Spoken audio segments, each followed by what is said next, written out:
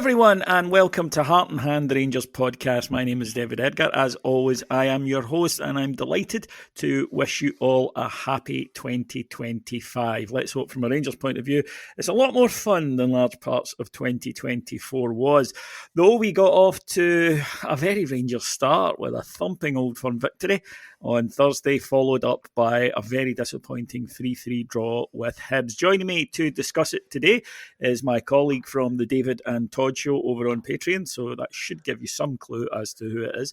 But he's also a member of the Toronto RSC, and I am delighted to welcome Todd Van Allen. Happy New Year to you, and also a big thank you to whoever canceled on you at the last minute so that I could show up. No, I mean, I booked you yesterday. You have to admit that is true. That is true. And a small correction, though I am an honorary member of the Toronto Central Rangers Supporters Club, I was watching the game at the Ottawa Supporters Club, where I make my home now. And it was a 7 a.m. start, which is always kind of hard for us, but there was a good compliment there. And we all witnessed what we witnessed.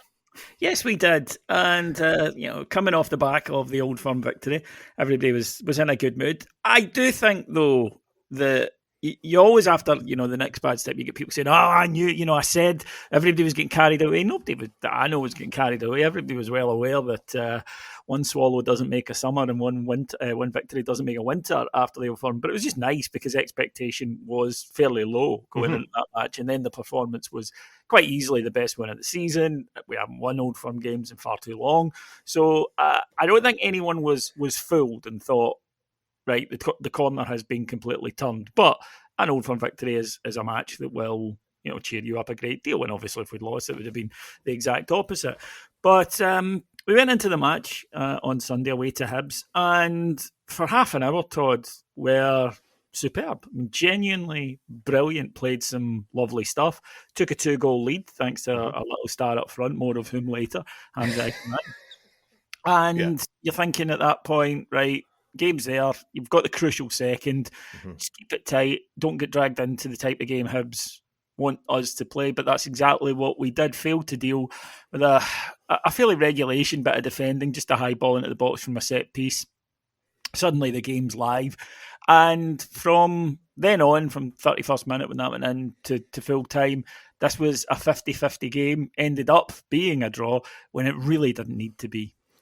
Absolutely. Okay, so during the Old Firm game, when we were really in control, like when it was 2-0, I think it was around that time, I actually posted a tweet that said, "This team is like a bathroom light switch," meaning that they're either fully on or fully off. And I meant that in terms of that game.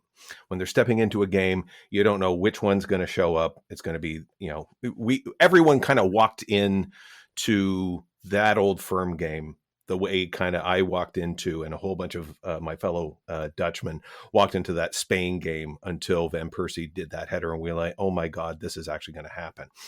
So I had those kind of feelings around this. Watching this game, there's still a light switch, but now that light switch flicks on and off during the course of a game. And we were, like you say, completely dominant in the first part of the game. But then as soon as pressure started to mount and we started to see Hibs kind of grab the handle a little bit, that's where the old feelings, the old anxieties kind of showed up again of like, I've seen this movie before. And now here we are, we were in command, and then it just fades. And that is something we need to fix. I'm sure we'll talk about it in a bit, but the first 2 goals that we scored were just fantastic. And you're just like, okay, well, let's get 3 more of those and put this thing to bed. But I don't know whether it's complacency. It certainly can't be exhaustion. I don't know what it is mentally about this team that they just suddenly stop thinking. I don't know what it is. I don't know what the problem is. I don't know how we fix that, but it's been happening and has happened over the course of several games. You can look at a lot of games and see this very same pattern happening when, if we don't concede one and then are constantly trying to scramble back and get our footing, we will take control and go, well, I guess that's it then. It's like they think a game is 60 minutes long. What my issue with that is that in a game that you can't go full pelt for 90 minutes, right? Every game in a season. We know that, right? We're not daft. It gets a bit frustrating as a fan. But what you do if you're a successful team, and that's what we want to be, is especially when you put yourself in this position. Because we saw in the 2 away games last week where Rangers started abysmally slowly, really just didn't show up at all in the first half, and then left ourselves with too much work to do to get the win. And that's obviously not ideal. This was kind of the opposite, which is we went off very well, got ourselves into what should have been a winning position, and then failed to capitalise on it. Part of that is instinctively teams will then go, right, the game has changed somewhat. We're 2-0 up. Now what we have to do is be resolute, and we can pick them off on the break. So that's fine. That's just managing the game. But it's all right having that in theory. You need to demonstrate it in purpose. And Rangers' problem is, in far too many games, they relax far too. They're not managing the game. They just relax, and they stop doing the good things that they've been doing.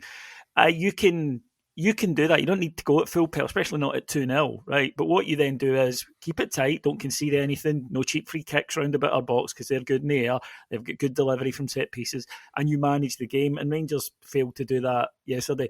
And secondly is, of course, the fact that the defence is it's poor. I mean, it gives away us 7 goals in the last 3 away matches, which for Rangers is a shocking statistic.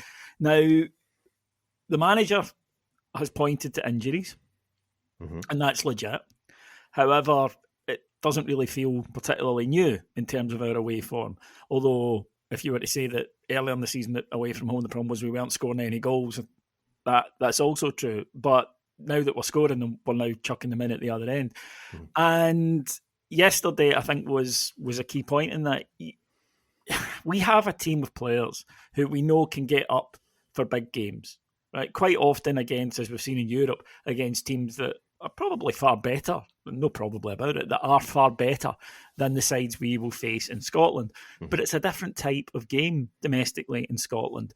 When you're playing Hibs, they've got the 2 Caddens on the wing who are both excellent deliverers of a ball. Okay, they've got their weaknesses defensively, which we exposed at times, but they can put a good ball in.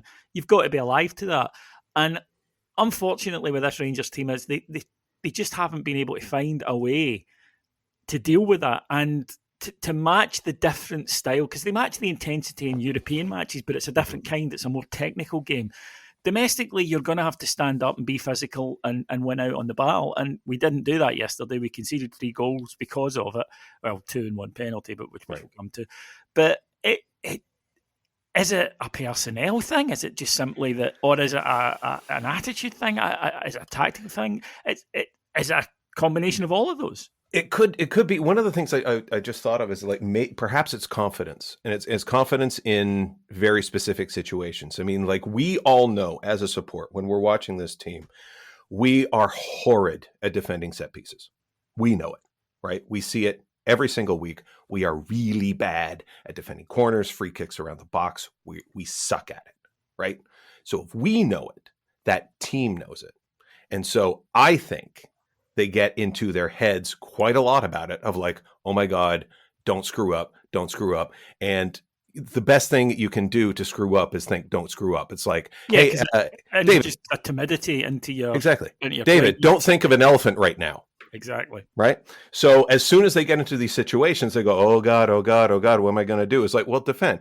So the only way that you're going to break that is to get better at it. And I don't know what sort of external coaching, internal coaching needs to be done, whether there's new plans and roadmaps that need to, whether there's more outside analysis of how teams are setting up against us so that we can, foil the plans that they're fielding as soon as they get a corner or something outside the box.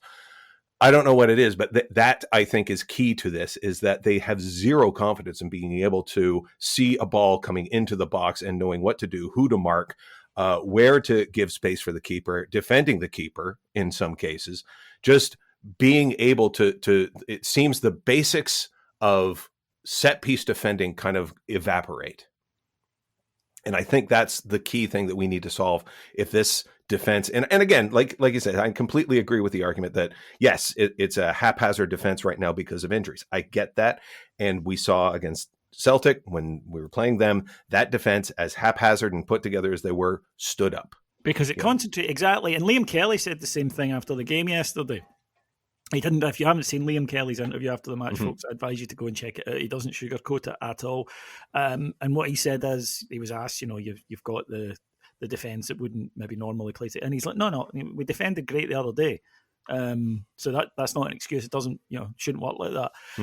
One thing I've kind of felt is a little bit of a change, which is that I think it's the manager in terms of what people think of him.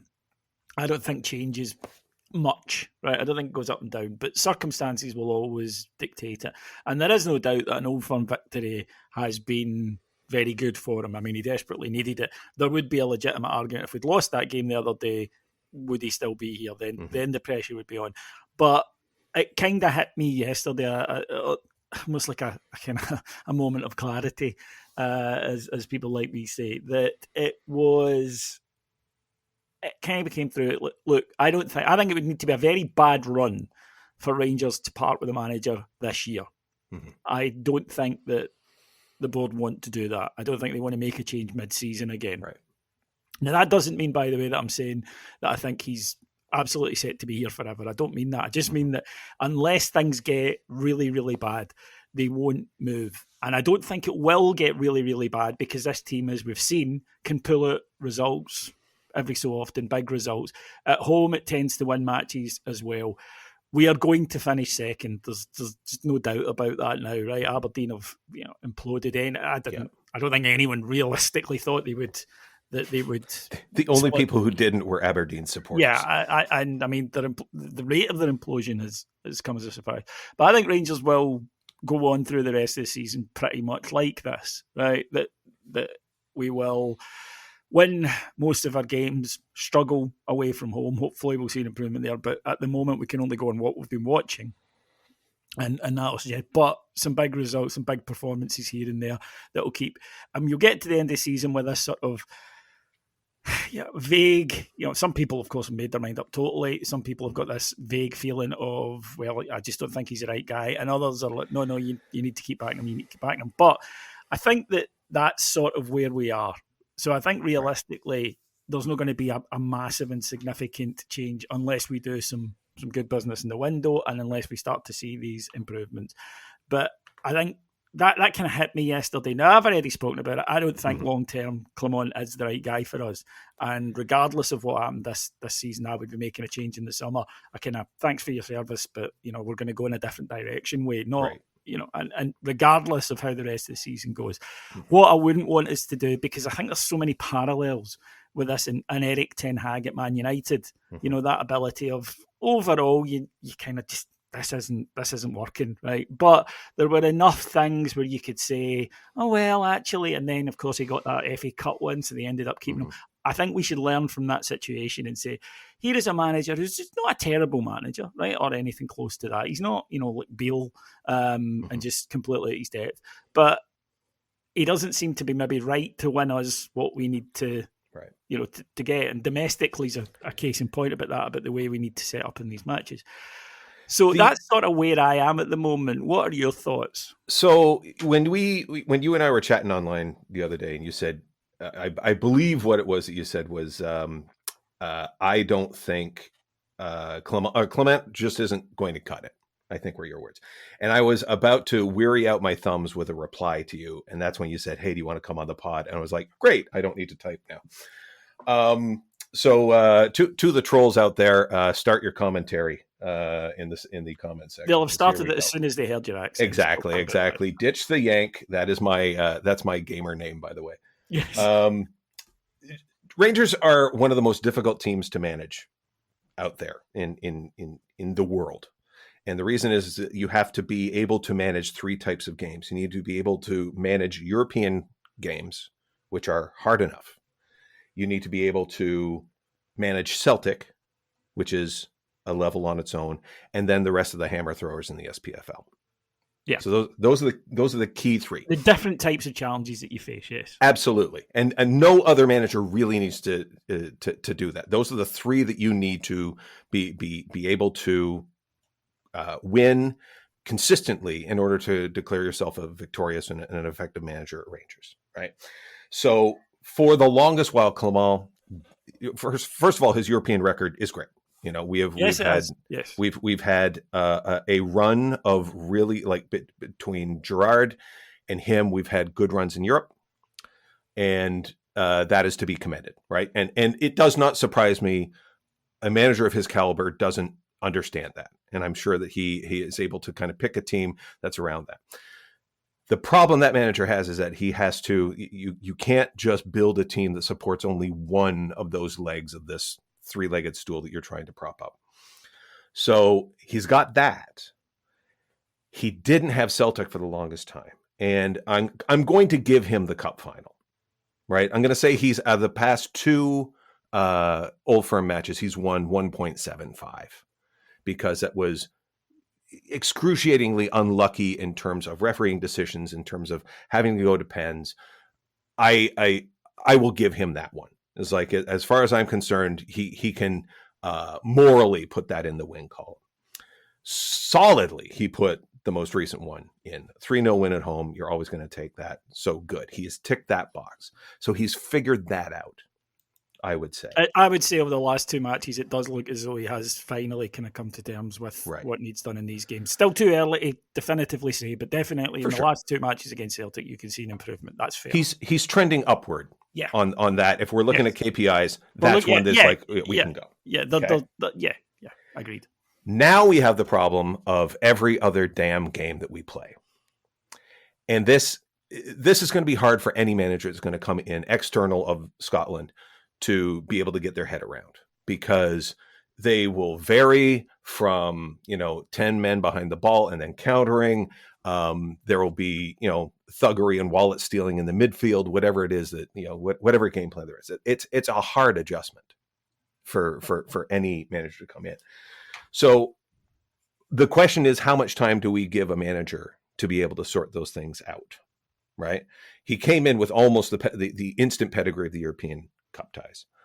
He then he was also able to kind of separate the domestic cups away from the league, because he kind of viewed them as like a one-off lower tier European Cup tie, where the other team is very much up for it, and they get a little bit more space to play in. They're not as caged back as they are during a league where they're just hoping to get the 1, if not 3 points against us. The Celtic is always going to be a hard one hard lock to unpick. That took time. The question is, how much time are we going to give them against the others? And when I think of like what the alternatives are, like when you say Clement's not going to cut it, you're very well may be correct. But my question would then be, if not him, and we don't give him the time to grow into this role and figure it out. And I'm not saying that he has an infinite amount of time to do so, right? We do have to keep a chess clock on him and say, you have this amount of time, maybe this season, to figure this out. Otherwise, like you say, we're going to move in another direction. But the problem is that you're going to get the same style of problem when you bring in someone who has a pedigree for Europe and doesn't understand the Scottish game. You're going to have the same problems. And as soon as someone says, oh, we'll just get a Scottish manager, great. Very few of them have European experience. And if they have experience, what was their record against Celtic? Right. And so I'm not saying that he gets a blank check in an infinite amount of time. I'm saying the reality of our situation is that, and again, our support is known for its understanding and patience. Of course, yes, right? Famously. I mean, who could argue with that? Right. So for me, I think the other thing that we have to look at, and I'll just start going into this, is after that Old Firm game, our shopping list has not changed as far as I'm concerned. We still need a striker, because I think one of the biggest lessons Clement has learned is that we don't need to rely on Dessers. Oh God, no. I'm very happy that he has figured that out. Right.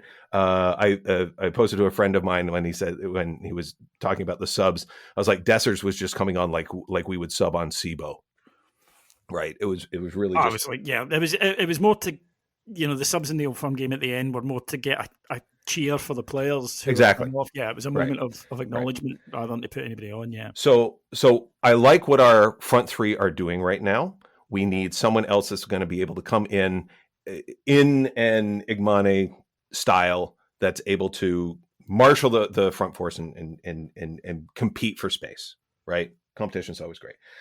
We need just to get us out of injury bother, we need a defender. And I think like I agree. Now, and not just at like a big, like we are missing the big guy. We're missing like the Calvin Bassey, just rhino in the center of defense. This is sort of my argument, right, about the type of centre half that you need. Now, I understand that there are different things for European games.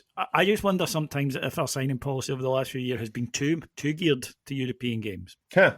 And you might have players who don't often feature in Europe, but who are perfect for the domestic game. Chris Boyd was a great example of that. Mm-hmm.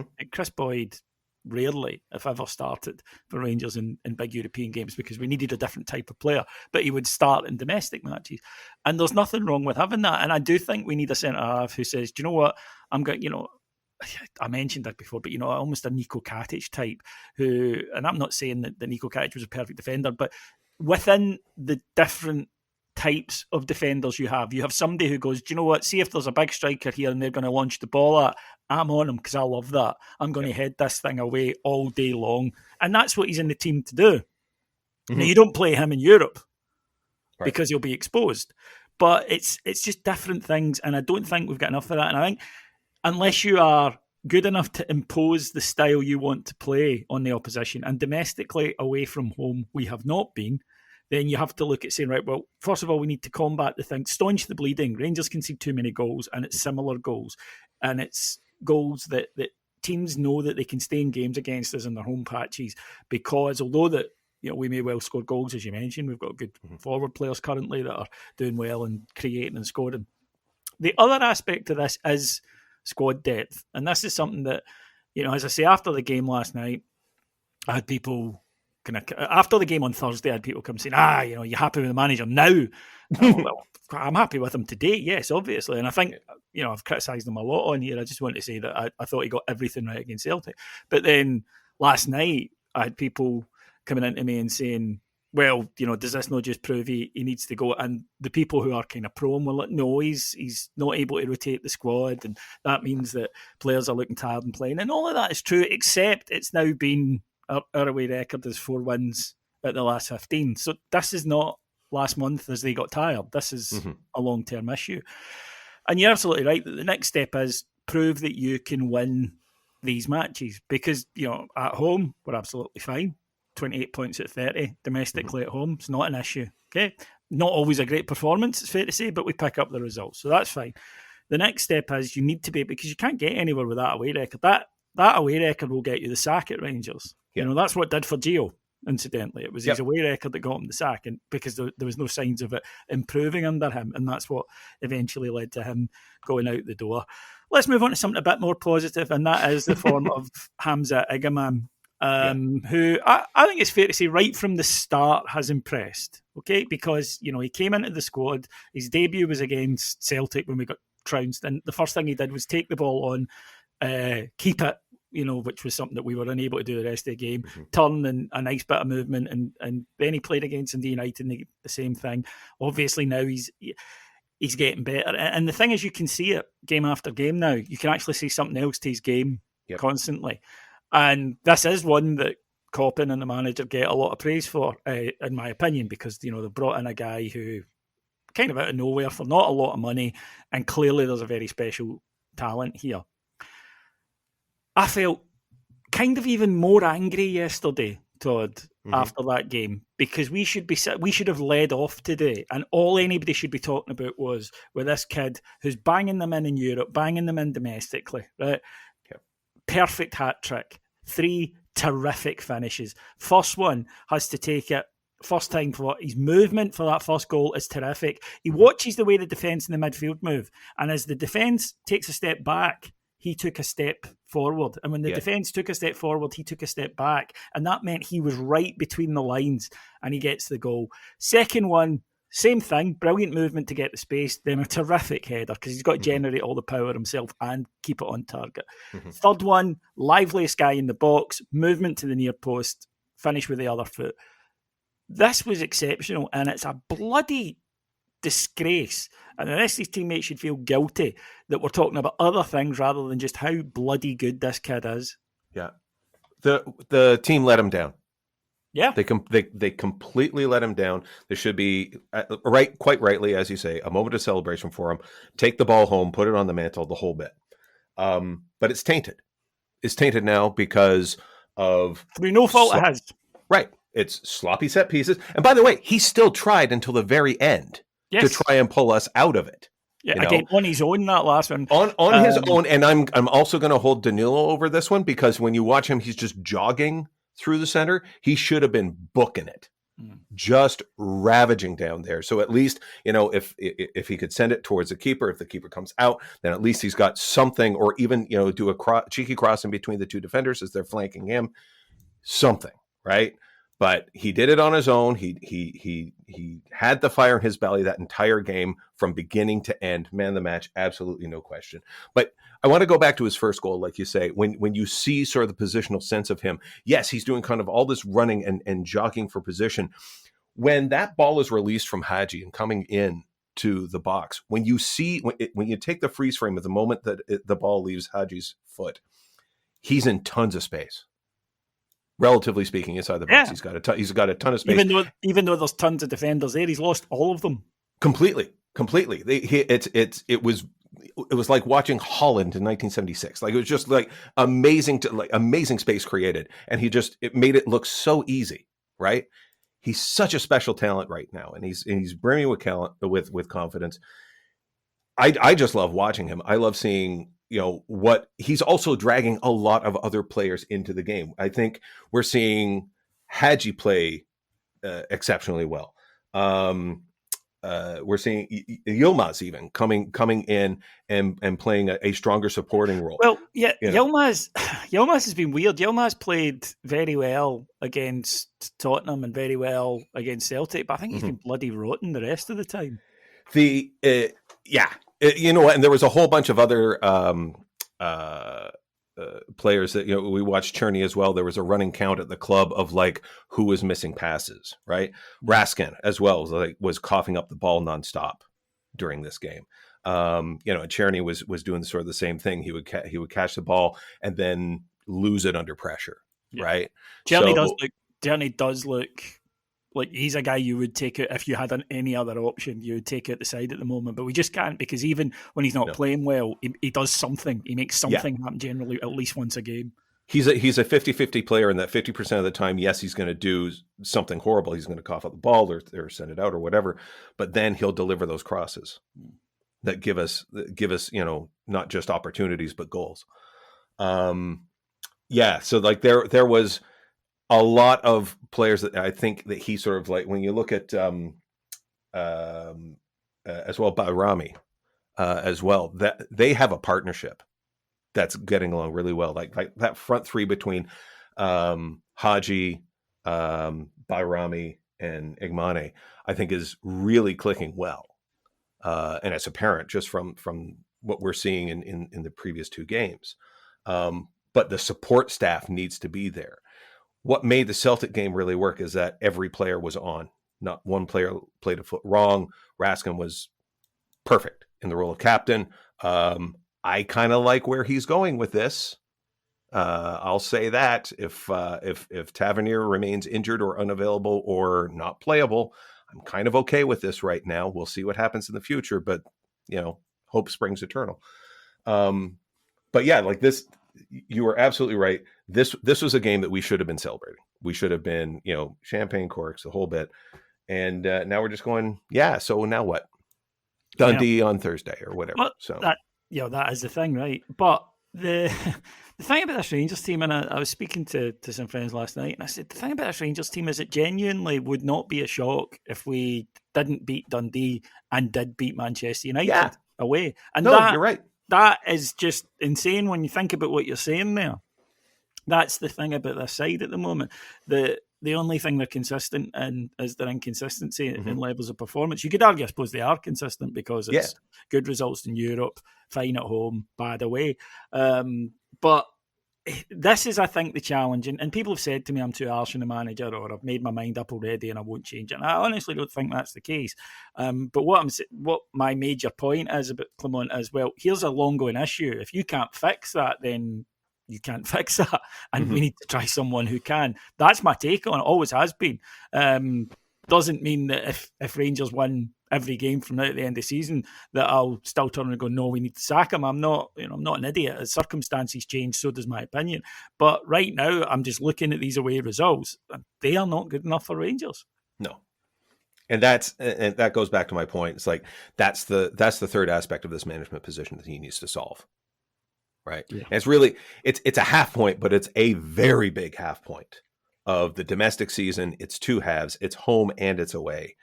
And it's obvious that he's got a handle on the one and he desperately needs to start figuring out the other.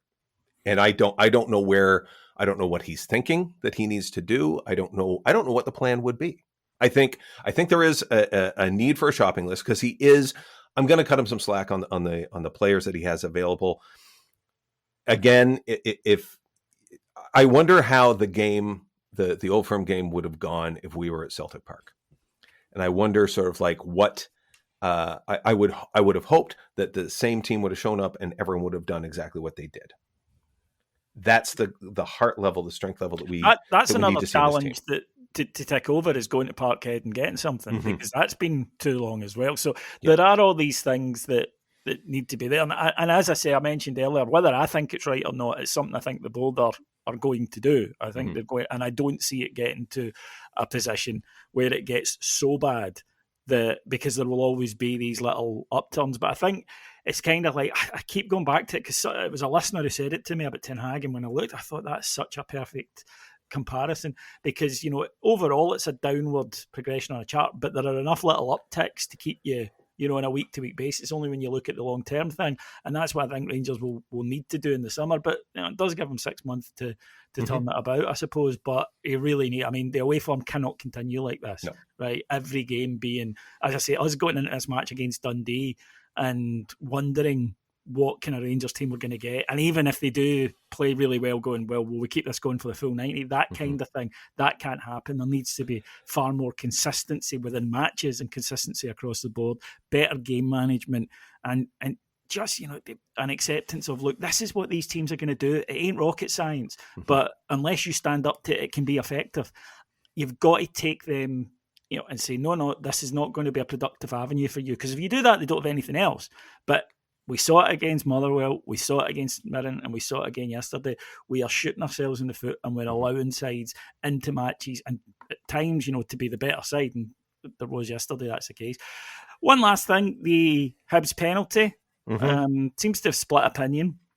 Some people absolutely adamant it wasn't a penalty. The Rangers fans I'm talking about. Others who say, no, it definitely was a penalty.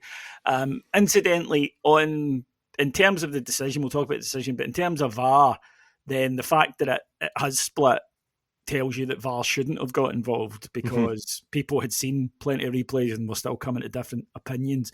If I'm honest, I thought it probably was a penalty. I think that Hadji's clumsy.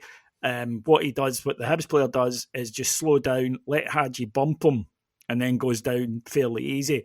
But if it'd be, I always just, and I try to be fair, if it'd been at the other end, I would have said it was a penalty. But the question is, would we have got it at the other end? And the chances are no. But I also think it was one of those ones that if the ref didn't give it, I don't think VAR would have overturned it either, if that makes sense. Right. I was totally with you. It was like, as soon as I saw it, it was like, if that was going the other way, I would be screaming for it. Yeah. And I do try to be fair because I think that then when we get legitimate ones that we can, that is a fucking disgrace, i.e. the cup final. Right. I think, people can't then turn around and say, well, you always say this. But even so, yesterday, we should never have been in that position. It's that simple. For sure. But let's go back to the cup final again. And so, this is still a sore point for us, as well it should be. And I'm happy to see that the club did not let it go and actually did ask for clarity. And I think we should see more of that. It's like when we're coming into larger games, into any game, saying, I hope the refereeing decisions aren't going to be an influence in this game, and it's going to be fair and honest and all that sort of thing. You can pick the words that are not legally horrible, but like that's sort of the gist I'm going with, because now we're at a point, thanks to that. And again, this has been building up, but like the flashpoint kind of was the the non-call in the Old Firm game, when we see a situation like this and we see VAR getting involved, now we're like, well, what's going to happen here? And for me, a lot of the trust, a lot of anxiety is kind of built in around this now, because I don't have the confidence that we're going to get a fair shout. I don't, I don't, especially in an Old Firm situation. It's lesser for other teams, but it still remains. It's like, are we going to get a fair call here? Is that because the point's been made that we did not, and it has been acknowledged. So I don't see correction in that, especially since, the two guys, the VAR team that were supposedly punished, suddenly showed up in fixtures, the following week. So where, we have to, as a club, keep on the referee and make sure that, that in cases like this, when it's a fairly clear cut case, and if we agree with it, I would even say yep, everything seemed fair and above board. But even when we win, and you guys are great on the podcast with this, even when we win, if there's horrible decisions, they're being called out, and I think that's great, and I think that should just be right across the board, across the organization. I think that should be done as well. It's like, this was great, thank you for the win. However, we had A, B, and C that are definitely not. Totally agree. That's why I liked when Raskin pointed out the referee just saying, beautiful, McGregor, and I need to send him off, so I'm not going to book him. So I totally agree. Right then, folks, that will do us for this week. Cammy will be here with you on Friday with Heart and Hand Extra, going over the Dundee game, whereas I'll be here next Monday. We'll go over Sunday's match at Ibrox. My thanks to our producers, Mike Lee and Paul Myers, and my thanks to my guest, Todd Van Allen. Thank you very much, Todd. Thank you for having me, David. We will be back if you want to hear more from me and Todd, although we don't talk about football in our other show. We talk about everything else, but not football. Yes. Then the David and Todd show on Patreon, and you can subscribe on Patreon. But you won't get a cheaper form of entertainment than signing up to Heart and Hand on Patreon. Loads of great content that will keep you entertained during this slow, long month. Thank you very much for listening, and I will talk to you again next week. Take care, everybody. Bye-bye.